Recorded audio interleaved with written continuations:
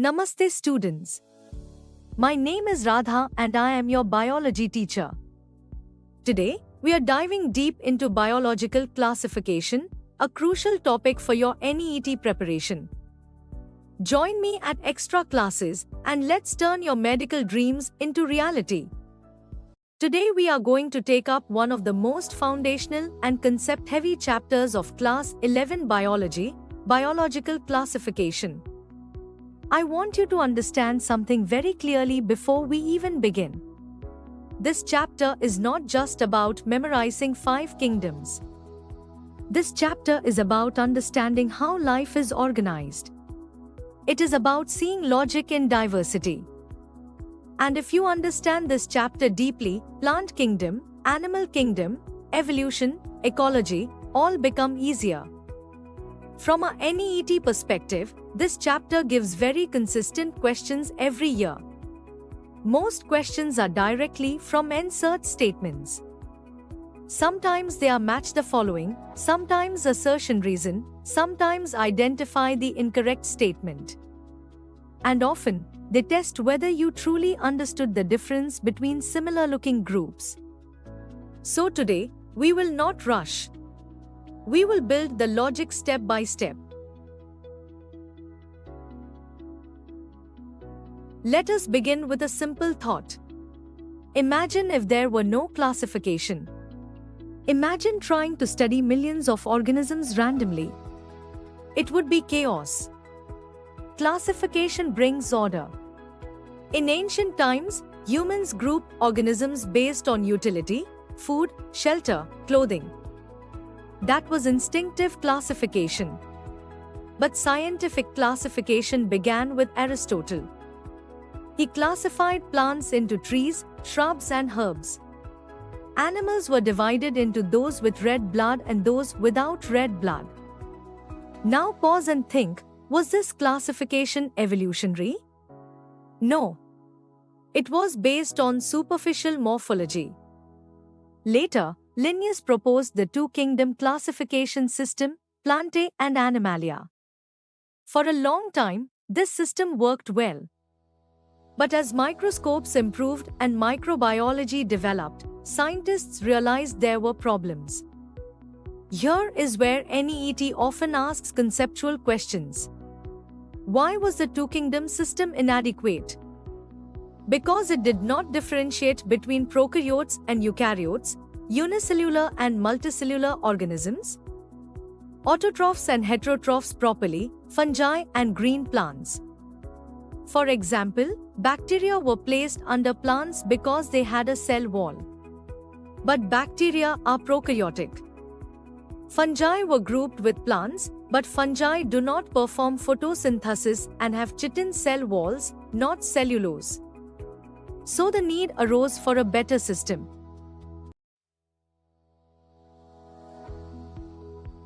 R. H. Whitaker was an American plant ecologist who made a major contribution to biological classification in 1969. At a time when the two-kingdom system was proving inadequate, Whitaker carefully analyzed the organisms based on their cell structure, level of body organization, mode of nutrition, reproduction, and evolutionary relationships. Whitaker proposed the 5-kingdom classification. The 5 kingdoms are Monera, Protista, Fungi, Plantae, and Animalia. Now I want you to remember the criteria. This is a very high-yield NEET area.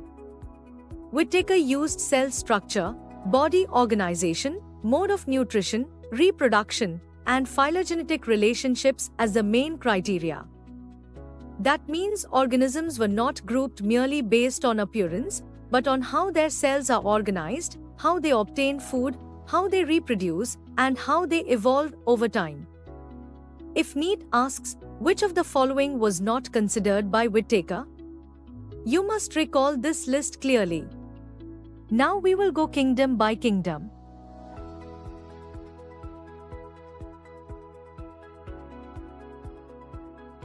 Monera includes all prokaryotes. That means organisms without a true nucleus and membrane-bound organelles. The sole members are bacteria.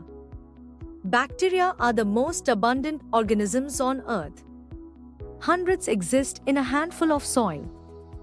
They are found in extreme habitats, hot springs, deserts, deep oceans, snow. Their ability to survive in such varied conditions shows their extraordinary adaptability.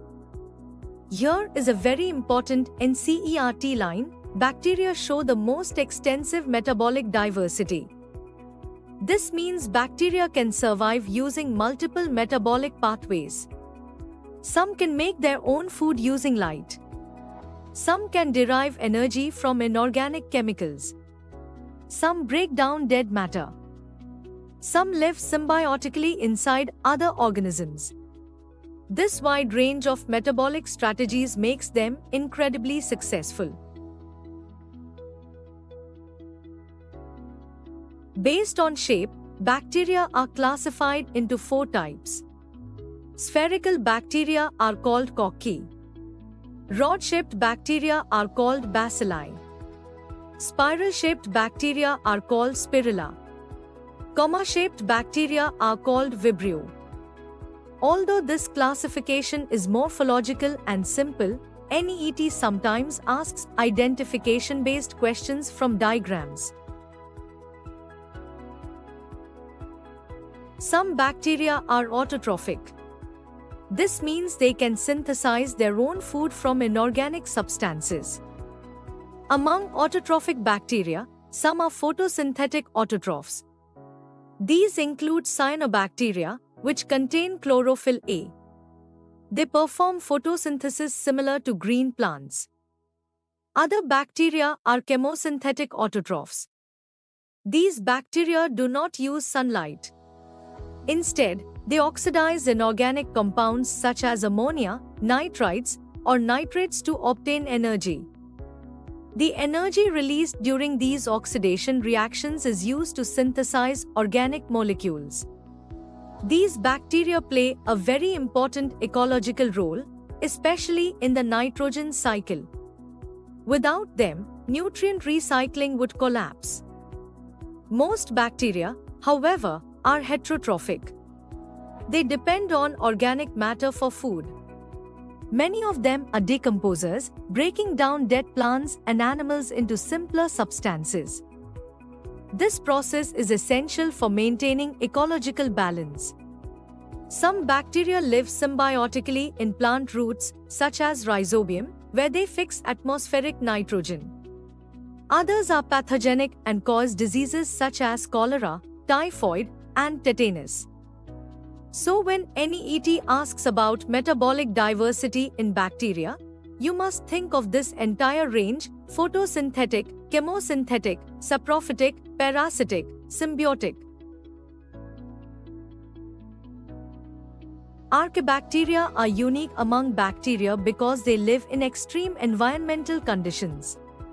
Halophiles thrive in highly saline environments such as salt lakes. Thermoacidophiles live in hot acidic springs.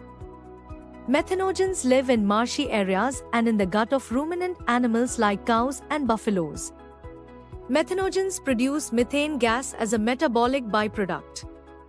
This methane forms a major component of biogas. The most important difference between archaebacteria and other bacteria lies in their cell wall structure. This structural difference enables them to survive in harsh conditions where normal bacteria cannot. Mycoplasma are extremely small organisms that completely lack a cell wall. Because they lack a rigid cell wall, they can change shape easily. They are the smallest living cells known. They can survive without oxygen, and many of them are pathogenic in plants and animals. If a NEET question asks which organism lacks a cell wall but is living, the answer is Mycoplasma.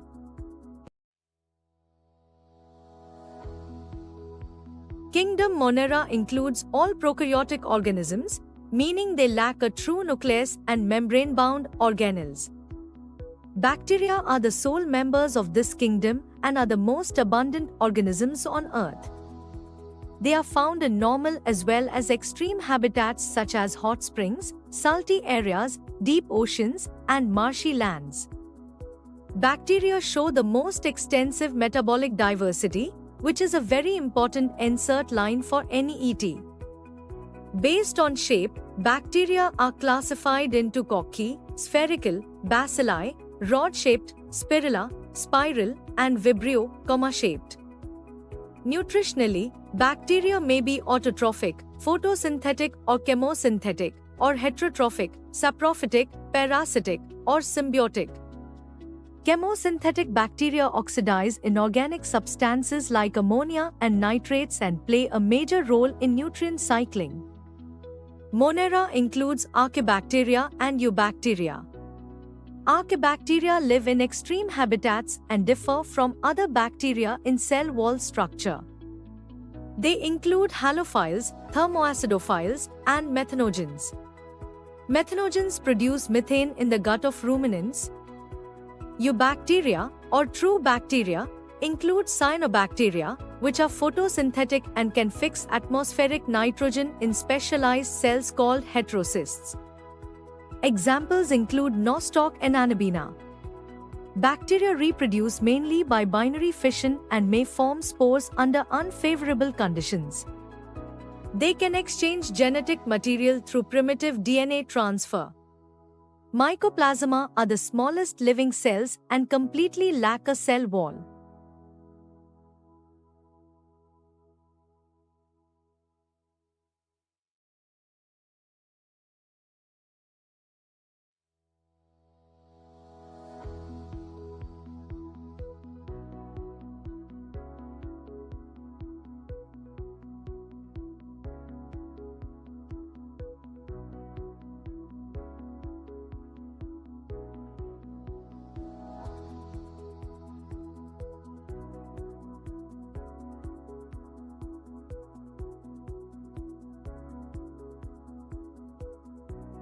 If you master these distinctions and key NCERT lines, you are fully prepared for any ET questions from Kingdom Monera.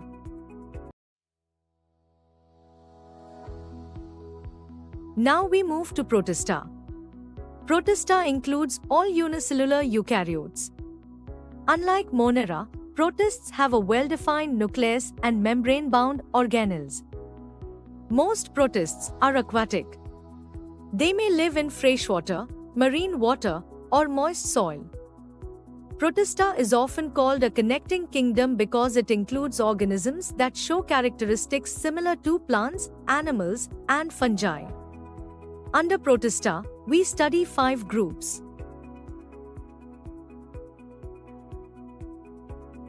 Chrysophytes include diatoms and golden algae.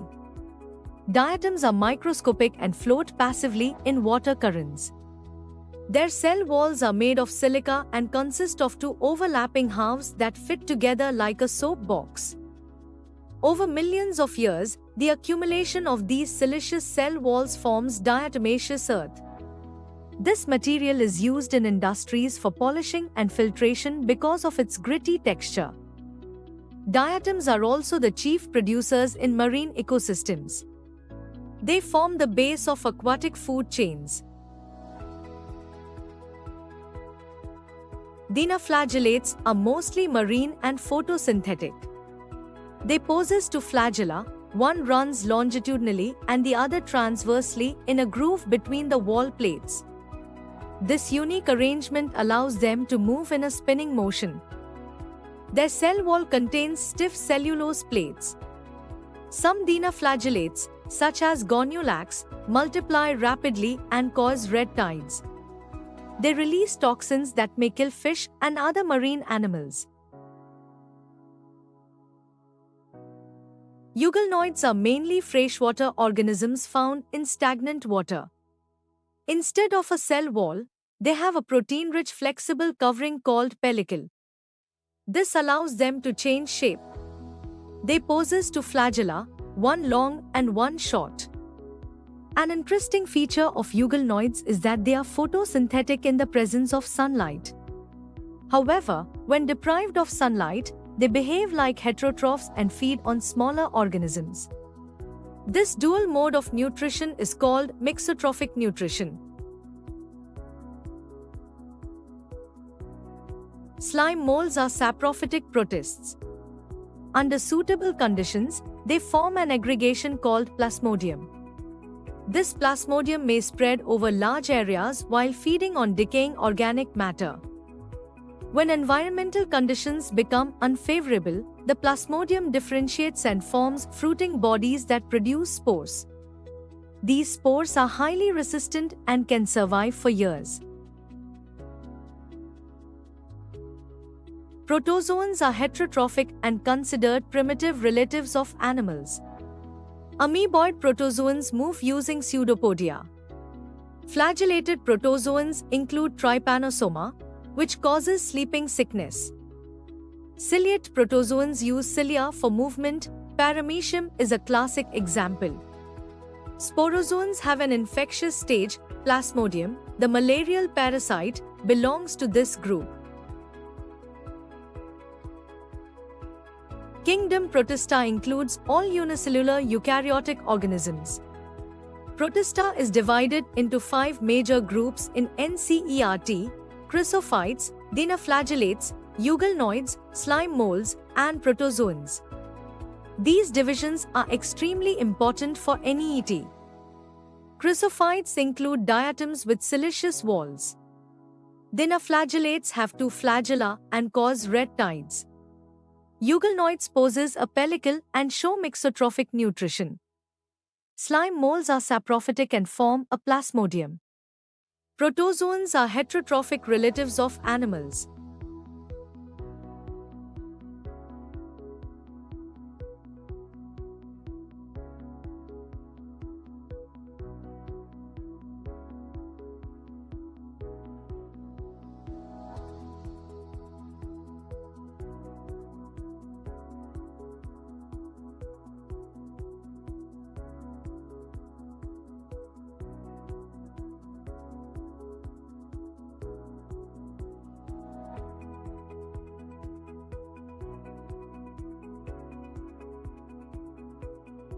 If you clearly understand these distinctions and examples, you are fully prepared for almost any NEET question from Kingdom Protista. Now students, let us move to one of the most important and frequently tested kingdoms in NEET, Kingdom Fungi. Fungi constitute a completely separate kingdom because they are fundamentally different from both plants and animals. Earlier, fungi were placed under plants because they possess a cell wall.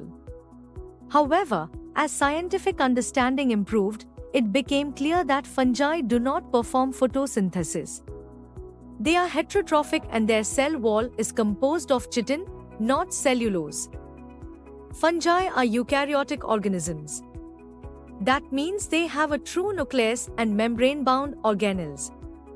Most fungi are multicellular, except yeast, which is unicellular. They are cosmopolitan in distribution, meaning they are found everywhere, in soil, water, air, on decaying matter, and even as parasites on living organisms. However, they prefer warm and humid conditions. This is why food spoils faster in humid climates. The body of a fungus consists of long, thread-like structures called hyphae. When these hyphae branch and form a network, that network is called mycelium. So remember this distinction carefully. Hypha is a single filament, while mycelium is the entire network. Hyphae can be of 2 types. In some fungi, hyphae are aseptate, meaning they lack cross walls. These are called cenocytic hyphae, and they contain multiple nuclei in a continuous cytoplasm. In other fungi, hyphae are septate, meaning cross walls divide them into cells. Fungi are heterotrophic and absorb soluble organic matter. They do not ingest food like animals. Instead, they secrete digestive enzymes onto the substrate and absorb the digested nutrients. Based on nutrition, fungi may be saprophytes, feeding on dead and decaying matter, parasites, feeding on living organisms, or symbionts, living in mutual association. 2 very important symbiotic associations must be remembered carefully. First is lichen, a symbiotic association between algae and fungi. Second is mycorrhiza, where fungi associate with roots of higher plants and enhance water and mineral absorption. Now let us discuss reproduction in fungi in a structured way. Fungi reproduce by vegetative, asexual, and sexual methods. Vegetative reproduction includes fragmentation, budding, and fission. Asexual reproduction occurs through spores such as conidia, sporangiospores, or zoospores. These spores are produced without fusion of gametes.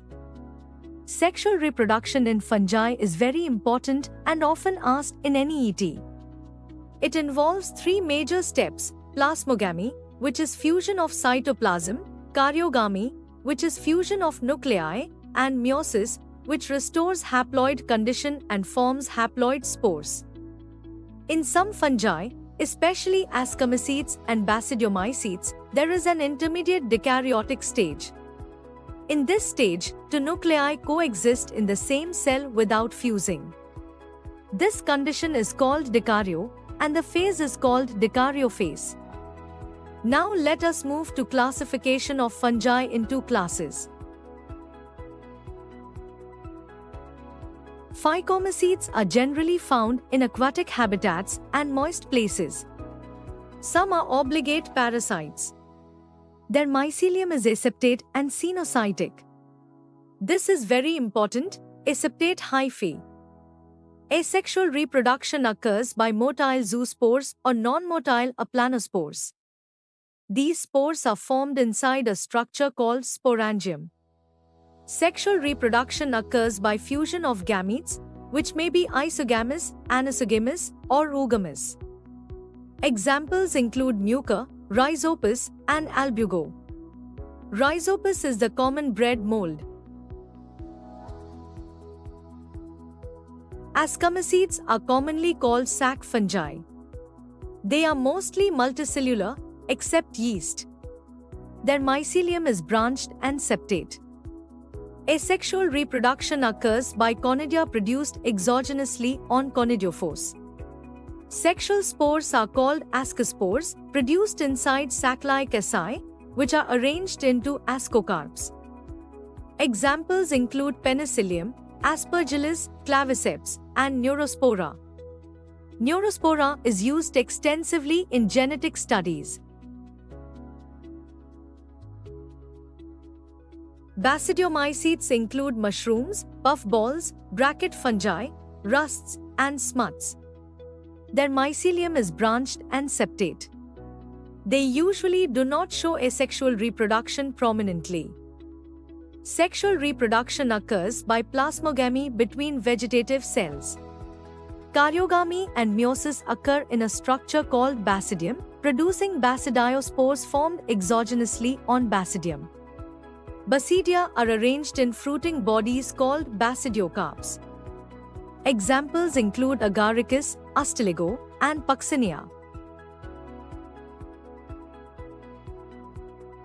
Deuteromycetes are called imperfect fungi because only their asexual stage is known. They reproduce by conidia. When their sexual stage is discovered, they are reclassified into Ascomycetes or Basidiomycetes. Examples include Alternaria, Coletotrichum, and Trichoderma.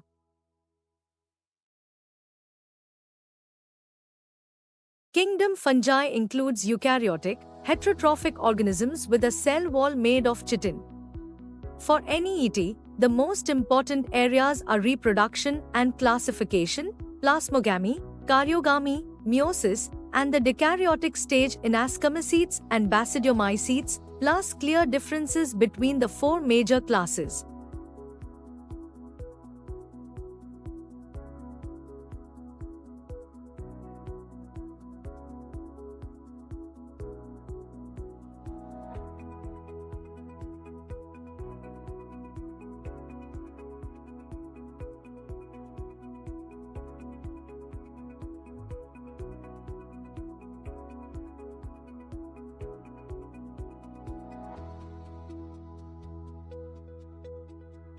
If you master these areas, you are fully prepared for almost any NEET question from Kingdom Fungi.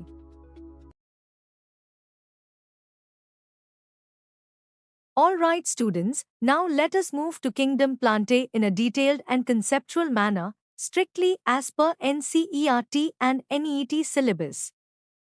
Kingdom Plantae includes all eukaryotic organisms that contain chlorophyll and are commonly referred to as plants. However, in biological classification, the term plants includes not only flowering plants but also simpler organisms such as algae and other primitive land plants. Let us begin with the fundamental characteristics. Organisms belonging to Kingdom Plantae are eukaryotic. This means their cells possess a well-defined nucleus surrounded by a nuclear membrane. They also contain membrane-bound organelles such as mitochondria, endoplasmic reticulum, Golgi bodies, and chloroplasts. The presence of chloroplasts is extremely important because chloroplasts contain chlorophyll pigments that enable photosynthesis. Photosynthesis is the defining feature of most plants. Through photosynthesis, plants synthesize their own food using carbon dioxide, water, and sunlight. Because of this, plants are primarily autotrophic. Another key feature of plant cells is the presence of a rigid cell wall. This cell wall is mainly composed of cellulose. This is a very important NEET point. Whenever you see cellulose cell wall, think of Plantae. Do not confuse it with chitin, which is present in fungi.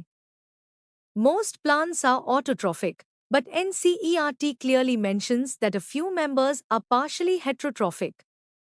This is where NEET sometimes frames conceptual questions. For example, insectivorous plants such as Venus flytrap and bladderwort perform photosynthesis but also trap insects. Why do they do this? Because they often grow in nitrogen-deficient soils. They obtain nitrogen from insects while still performing photosynthesis for carbohydrates. Therefore, they are partially heterotrophic. Another example is Cuscuta, which is a parasitic plant. It lacks sufficient chlorophyll and depends on a host plant for nutrients. This makes it parasitic. Now let us discuss one of the most important biological features of plants, alternation of generations. The life cycle of plants includes two distinct phases, the diploid sporophytic phase and the haploid gametophytic phase. The sporophyte produces spores, and the gametophyte produces gametes. These two phases alternate with each other. This phenomenon is called alternation of generations. The length and dominance of these phases vary among different groups of plants. This is a major evolutionary theme within Kingdom Plantae. Now let us move into the major subgroups within Kingdom Plantae as mentioned in NCERT. Kingdom Plantae includes algae, bryophytes, pteridophytes, gymnosperms, and angiosperms. We will study them briefly here, keeping in mind that detailed study comes in Chapter 3.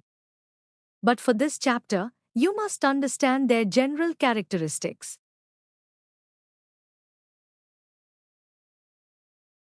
Algae are the simplest members of Kingdom Plantae. They are mostly aquatic and may be unicellular, colonial, or multicellular. Their body is usually thalloid, meaning it is not differentiated into true roots, stems, and leaves. Algae perform photosynthesis and are autotrophic. They are important as primary producers in aquatic ecosystems.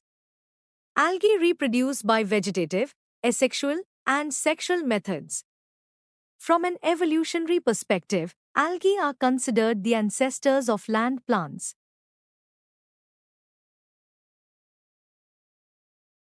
Bryophytes are small, terrestrial plants that are often called the amphibians of the plant kingdom.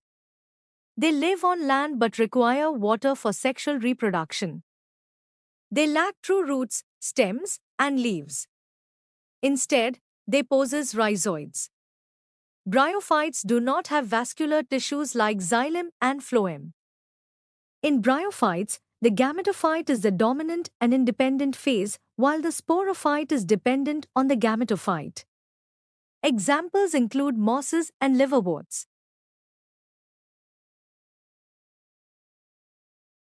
Pteridophytes represent a significant advancement over bryophytes. They possess true roots, stems, and leaves.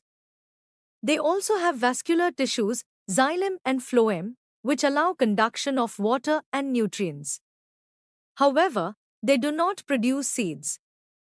They reproduce by spores. In pteridophytes, the sporophyte is the dominant phase and it is independent. Examples include ferns. The development of vascular tissues is a key evolutionary advancement.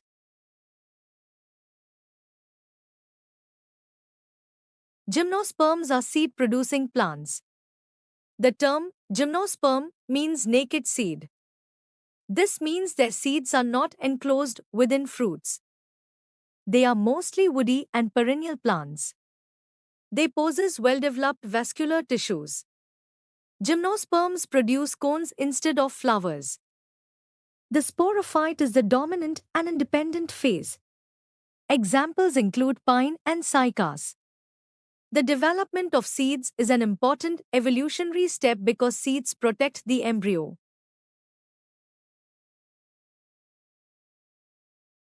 Angiosperms are flowering plants and represent the most advanced group within kingdom Plantae. They produce flowers and seeds enclosed within fruits. The presence of flowers facilitates pollination. The fruit protects the seed and aids in seed dispersal. Angiosperms show double fertilization, which is a unique feature. They are divided into monocots and dicots based on the number of cotyledons in seeds. Angiosperms are the most diverse and dominant group of plants today.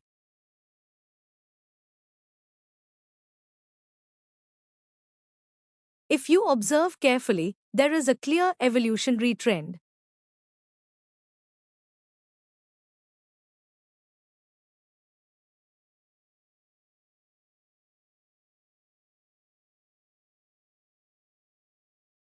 This progressive increase in complexity reflects adaptation to terrestrial life. Now let us look at some NEET high-yield points.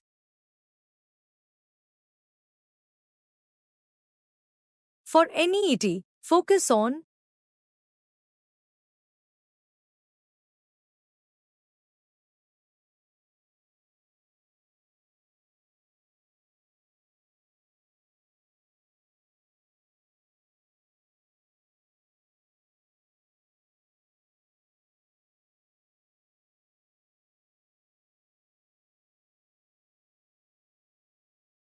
If you clearly understand these fundamental differences, you will easily answer comparison-based questions in NEET. Good luck with your preparation.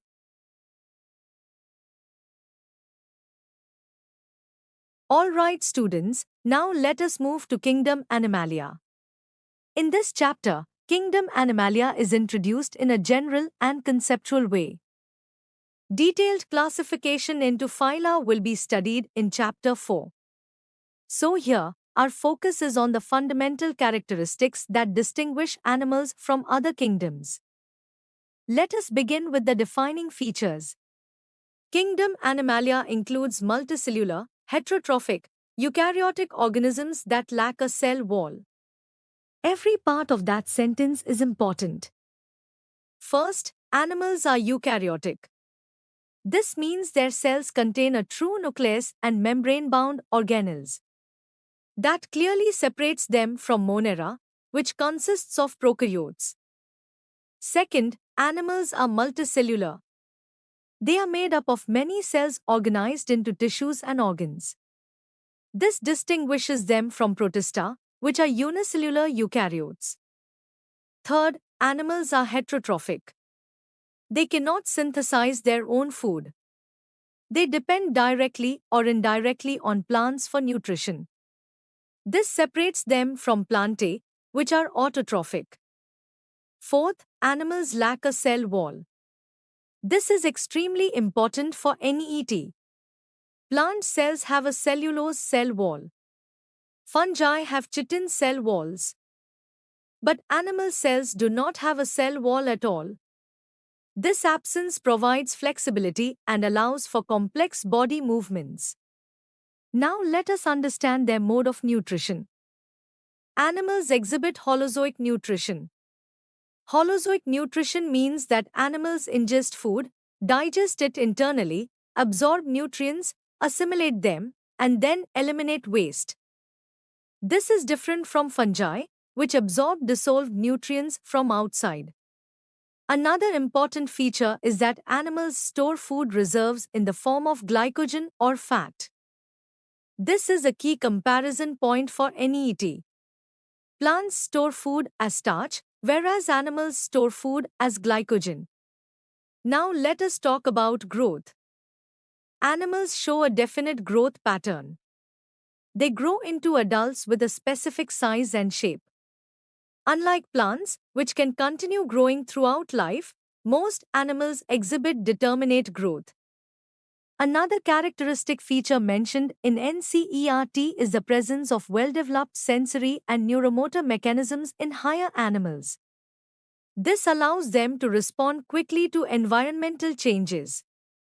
Most animals are capable of locomotion. This ability to move from one place to another allows them to search for food, escape predators, and reproduce.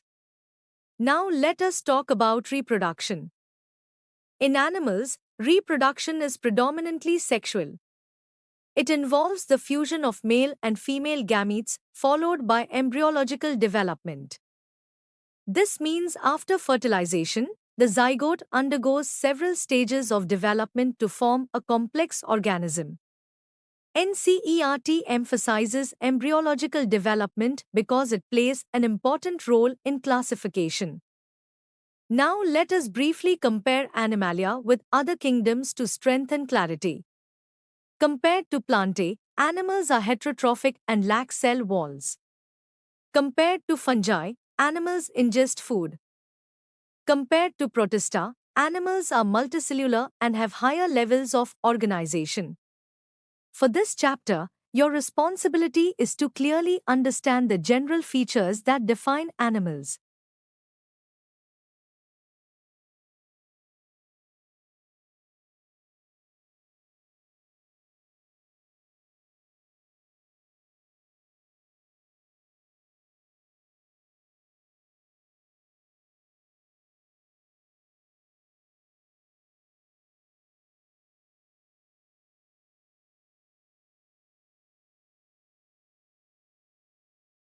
From a NET perspective, questions are usually simple but conceptual.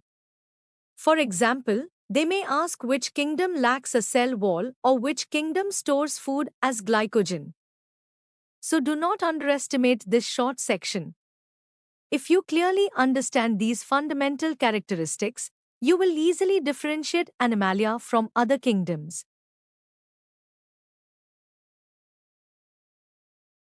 Kingdom Animalia includes multicellular, eukaryotic, heterotrophic organisms whose cells lack a cell wall.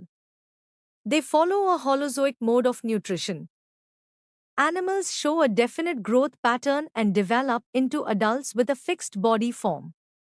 Higher animals possess well-developed sensory and neuromotor systems.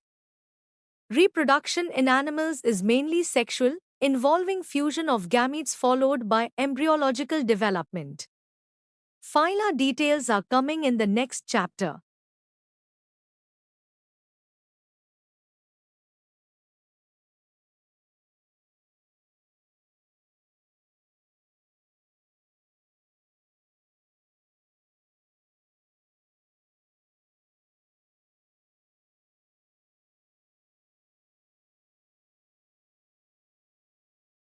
There are common NET comparisons.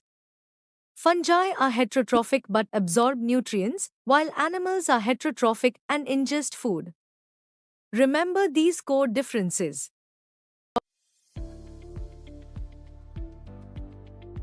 Alright students, now that we have completed the entire chapter of biological classification in detail, let us talk about how you should approach this chapter specifically for NEET. This is very important. First of all, understand the nature of questions asked from this chapter. NEET does not usually ask deep analytical questions from here. Instead, it asks very precise, statement-based, insert line-based questions. That means if you skip small lines or ignore subtle differences, you will lose marks unnecessarily. So your first strategy for this chapter is, read insert very carefully, line by line. When insert says, bacteria show the most extensive metabolic diversity, that is not a decorative sentence. That is a potential NEET question. When insert says, diatoms are chief producers in oceans, that is not extra information. That is a direct 1-mark question waiting to be asked. When insert says, mycoplasma lack a cell wall and are the smallest living cells known, that is high-yield content. So your preparation must be insert-centered, not reference book-centered.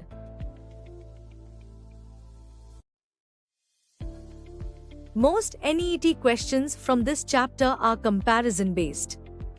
You must clearly differentiate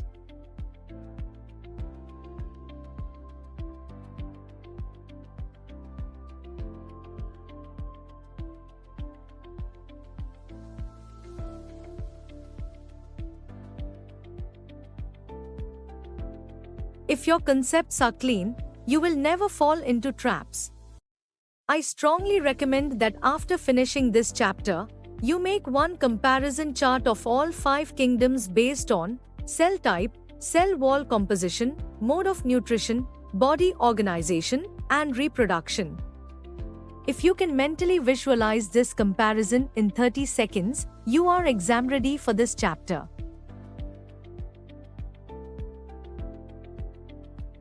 NEET loves examples. They may ask,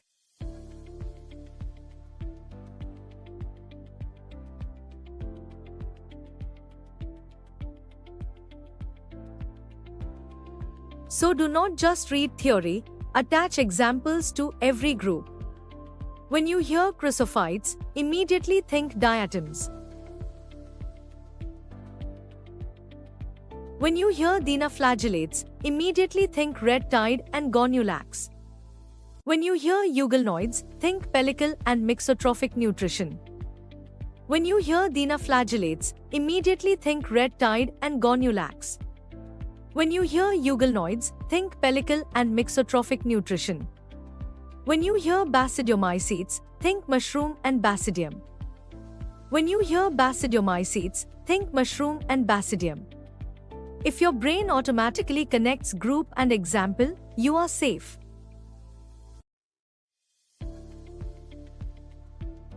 Let me tell you the most repeatedly tested areas from this chapter.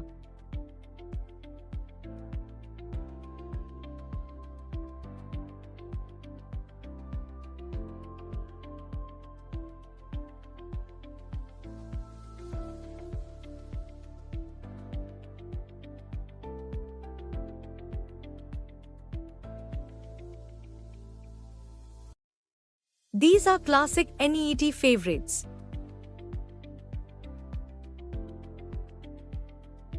This is important. This chapter is concept-based but not calculation-heavy or extremely analytical. Do not waste disproportionate time here. Once your concepts are clear and you have practiced MCQs, move forward. Here is the ideal preparation approach for you.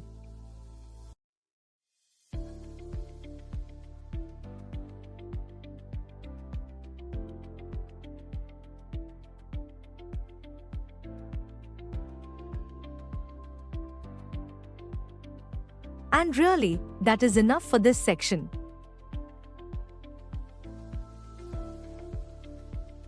NEET often frames tricky questions like, which of the following statements is incorrect? Then they mix statements from different kingdoms. Let me give you an example scenario.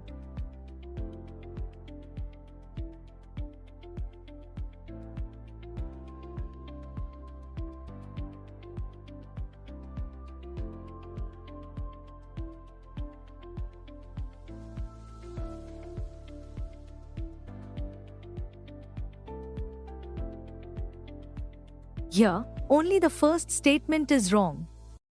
So you must read each statement slowly and verify it mentally.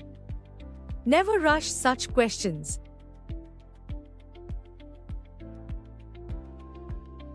Sometimes NEET asks conceptual progression questions. From simple to complex.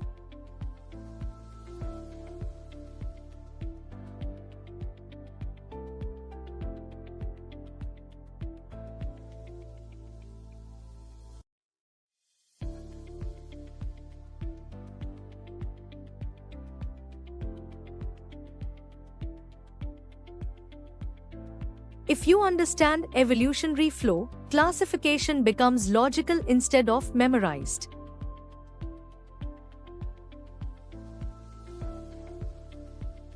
This chapter is a perfect revision chapter.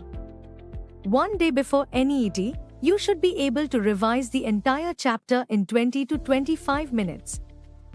If it takes you more than that, it means your concepts are not organized.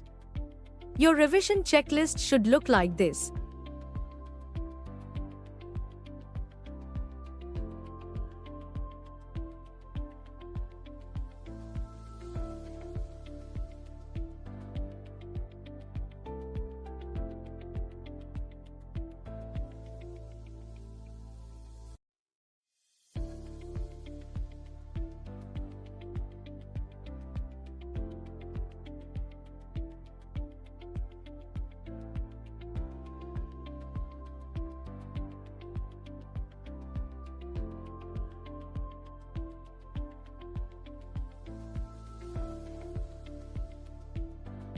If you can mentally tick all these in 20 minutes, you are ready.